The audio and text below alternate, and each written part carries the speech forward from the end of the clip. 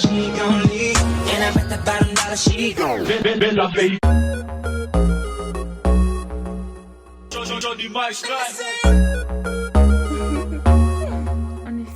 Assalamualaikum warahmatullahi wabarakatuh. Halo, perkenalkan saya Nur Imam Azurifa dengan NIM P0713102428. Saya dari Prodi Diploma 3 Gizi, Poltekkes Kemenkes Mataram, kelas 1A.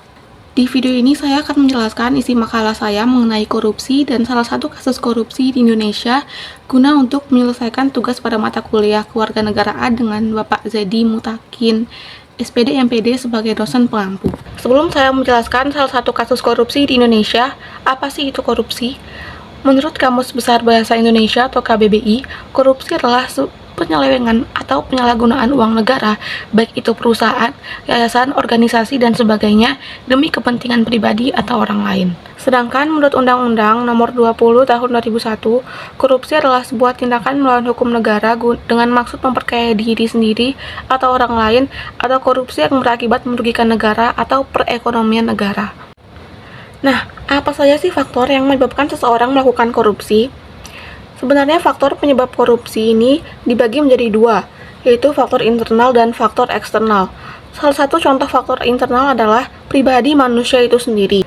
Pribadi yang memiliki sifat materialistik dan memiliki sifat tamak, serta memiliki gaya hidup konsumtif yang tidak diimbangi dengan pemasukan yang memadai, sehingga membuka hasrat seseorang tersebut untuk melakukan tindakan korupsi demi memenuhi gaya hidup yang konsumtif tersebut. Faktor lainnya juga seperti faktor masyarakat dan keluarga serta faktor ekonomi dan politik. Lalu, bagaimana cara memberantas korupsi tersebut? Ada beberapa cara atau upaya yang dapat dilakukan untuk memberantas korupsi di Indonesia. Yang pertama adalah represif. Strategi ini dilakukan dengan cara KPK menyeret koruptor ke pengadilan, membacakan tuntutan, dan menghadirkan saksi dan alat bukti yang menguatkan. Yang kedua adalah perbaikan sistem. Dalam strategi ini, KPK memberikan rekomendasi kepada kementerian atau lembaga terkait untuk melakukan langkah-langkah perbaikan sistem.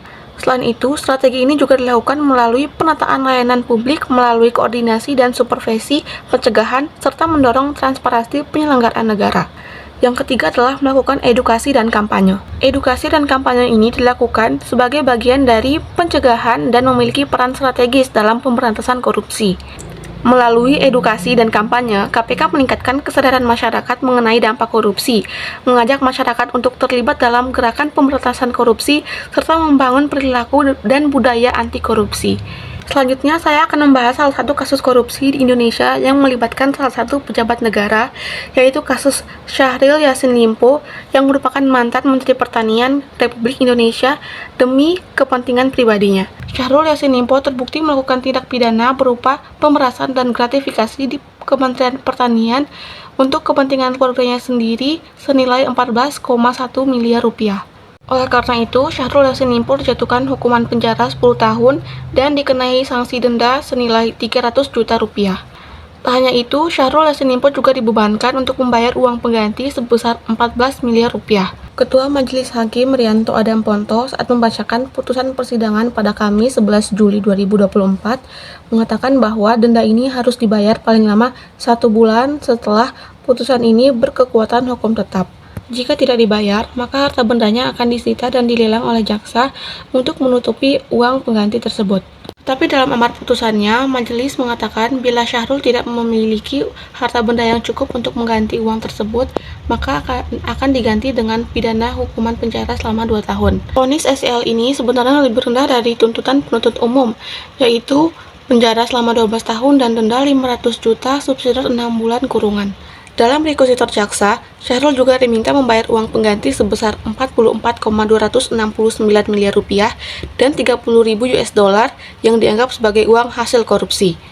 Dalam pertimbangan hukumnya, majelis menilai beberapa hal yang memberatkan, yaitu yang pertama, Syahrul dianggap berbelit-belit dalam memberikan penjelasan.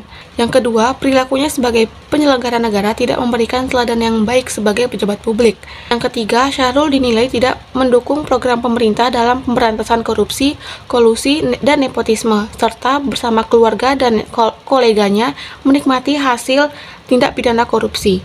Sementara hal yang meringankan dalam pertimbangan majelis antara lain, Syahrul telah berusia lanjut yakni 69 tahun. kemudian belum pernah dihukum serta telah memberikan kontribusi positif sebagai Menteri Pertanian terhadap negara dalam menangani krisis pangan pada saat pandemi COVID-19. Bagaimana diketahui, kasus bermula saat Syahrul di periode kepemimpinannya membuat kebijakan personal kaitan adanya pungutan maupun setoran. Di antaranya dari ASN internal Kementan untuk memenuhi kebutuhan pribadi termasuk keluarga intinya. Sumber uang yang digunakan antaranya berasal dari anggaran Kementan yang sudah di-markup, serta uang dari para vendor yang mendapatkan proyek dari Kementerian Pertanian. Besar angkanya pun sebagaimana yang telah ditentukan oleh SCL, yaitu mulai dari 4.000 US dollar sampai dengan 10.000 US dollar. Kemudian penerimaan uang melalui KS dan MH selaku orang kepercayaan dari SCL dilakukan rutin tiap bulan menggunakan mata uang asing. Penggunaan uang oleh SCL yang juga diketahui oleh KS dan MH antara lain untuk pembayaran cicilan kartu kredit dan cicilan pembelian mobil Alphard oleh SCL. Nah, itulah salah satu kasus korupsi yang ada di Indonesia yang melibatkan salah satu pejabat negara. Lalu, apa dampak korupsi bagi negara kita? Yang pertama adalah dampak ekonomi. Korupsi mengakibatkan terjadinya efisiensi pembangunan, meningkatnya harga barang dan jasa, serta melonjaknya utang negara. Dampak yang kedua adalah dampak sosial. Korupsi mengakibatkan masyarakat miskin semakin sulit untuk mendapatkan layanan kesehatan, finansial, pendidikan, informasi, hukum, dan lain-lain. Korupsi ini mengakibatkan masyarakat miskin semakin terpinggirkan. Dampak lainnya juga seperti runtuhnya otoritas negara dan menurunnya daya saing bangsa. Mungkin itu saja yang dapat saya jelaskan dalam video kali ini. Semoga dapat dimengerti dan dapat dipahami. Semoga bermanfaat juga untuk kita semua. Sekian dari saya. Wassalamualaikum warahmatullahi wabarakatuh.